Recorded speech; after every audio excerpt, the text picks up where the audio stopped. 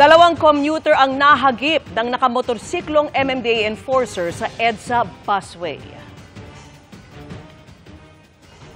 Sir, dahil lang sir. Sir, huwag ka muna alis. May naano ka. Lasing ka ata to. Lasing ka.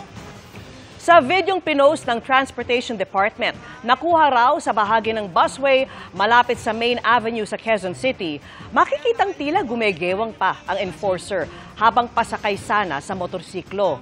Sa isang punto, natumba siya at ang motorsiklo.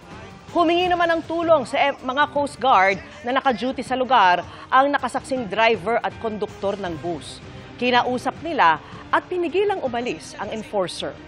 Inaalam pa po namin ang ibang detalye ng insidente kabilang ang lagay ng nasaging commuter.